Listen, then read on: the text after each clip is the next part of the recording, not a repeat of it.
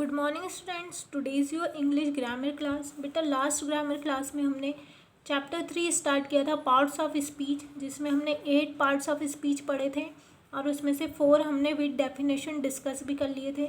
Now today we are going to start number 5। ठीक है, पहले हम 1 to 4 में आपको बता देती हूँ। 1 नंबर पे था नाउन, 2 नंबर पे प्रोनाउन, 3 नंबर पे एडजेक्टिव और 4 नंबर पे वर्ब। अब है आपका नंबर 5 पे एडवर्ब।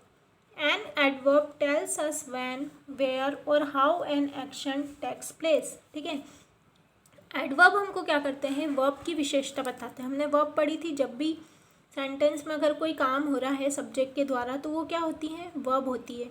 और जब वर्ब की कोई वर्ड विशेषता बता रहा है कि वह काम कल हुआ है, अभी हुआ है, अच्छा हुआ है, बुरा हुआ है, जोर से हुआ है, धीरे हुआ है, मतलब वर्ब की अगर कोई क्वालिटी बता रहा है तो उसको हम कहेंगे एडवर्ब। नाम से ही समझ में आ रहा है कि वर्ब में और कुछ ऐड कर देना तो वो क्या बन जाता है, एडवर्ब। जैसे राम केम हियर, राम यहाँ आता है। यस्टरडे, राम कब आता है, यस्टरडे, तो यस्टरडे क्या हो गया, एडवर्ब। कल, राम केम हियर, राम यहाँ आया था। राम कल यहाँ आया था, आया तो था पर कब आया था, कल, तो यस्टरडे क्या हो गया हमारा, adverb. Look it is raining outside. ठीक है, देखो बारिश हो रही है। आउटसाइड, साथ में क्या लगा दिया, आउटसाइड, मतलब कहाँ, बाहर, है ना। क्वालिटी बता दी ना कि बारिश हो रही है, लेकिन बारिश कहाँ हो रही है उसकी जगह बता दी वर्ब की, कि काम हो रहा है लेकिन कहाँ हो रहा है, बाहर हो रहा है। तो आउटसाइड क्या हो गया, एडवर्ब हो गया। द गर्ल वॉज क्राइंग, लड़की रो रही थी।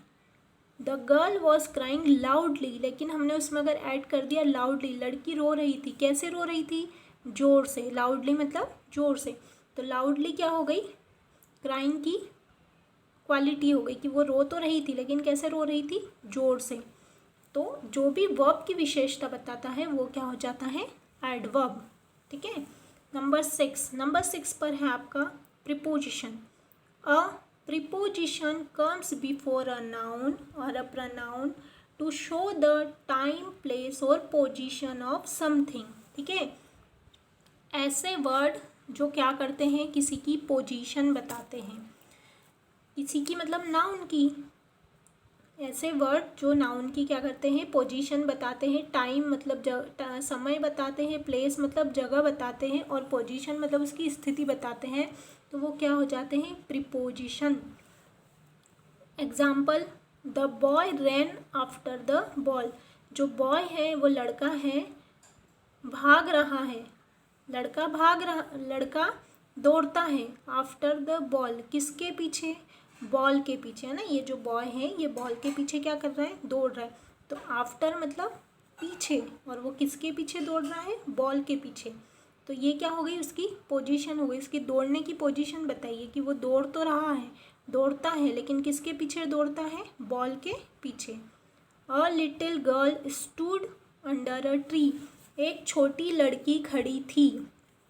कहाँ खड़ी थी, अंडर अ ट्री, अंडर मतलब नीचे और ट्री मतलब पेड़, पेड़ के नीचे। उसकी स्थिति बताइए, उसकी पोजीशन बताइए कि जो लड़की है वो खड़ी थी, पर कहाँ खड़ी थी, पेड़ के नीचे, अंडर अ ट्री। तो अंडर क्या हो गया, नीचे, अंडर क्या हो गया, प्रीपोजिशन।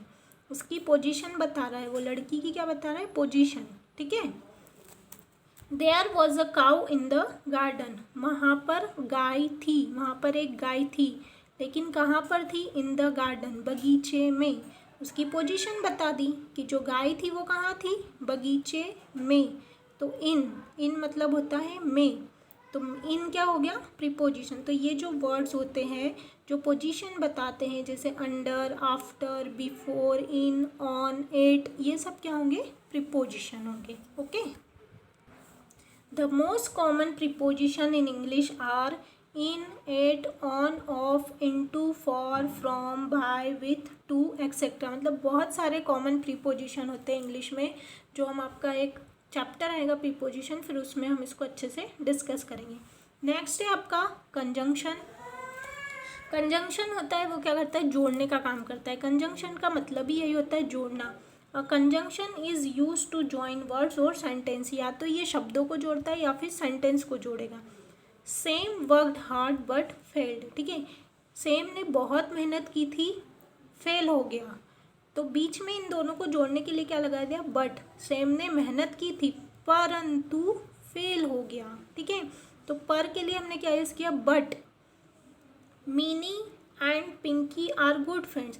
मीनी पिंकी अच्छे दोस्त हैं, है ना, ऐसे नहीं बोलते हम, क्या बोलते हैं, मीनी और पिंकी अच्छे दोस्त हैं। तो और के लिए हमने क्या यूज़ किया, एंड। तो Meeni and Pinky are good friends. तो एंड क्या हो गया यहाँ पर, कंजंक्शन हो गया। The baby was crying, it was hungry. जो बच्चा था वह रो रहा था, वह भूखा था।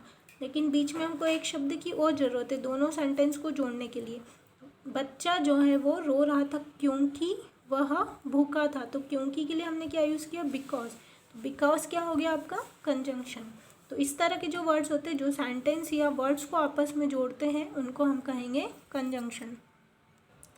नेक्स्ट है आपका बेटा और लास्ट है N interjection.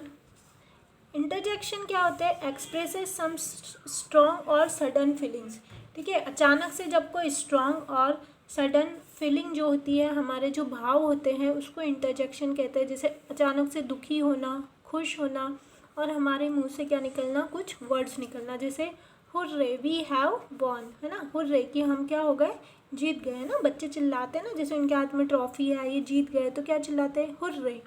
Alas his mother is dead, कि बहुत बुरा हुआ, उसकी मम्मा मर गई, ठीक है।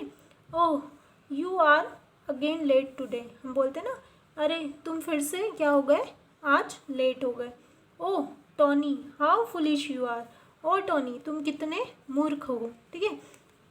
तो अचानक से जब कोई भाव एक्सप्रेस होता है, जब कोई भाव आता है, या चाहे वो सुख का हो, दुख का हो, खुशी का हो, उदासी का हो, तो उसको हम क्या कहते हैं, इंटरजेक्शन कहते हैं। यहाँ पर आपको एक नोट दिया है, strictly speaking the interjection is not a part of speech. ये एक पार्ट ऑफ स्पीच नहीं है।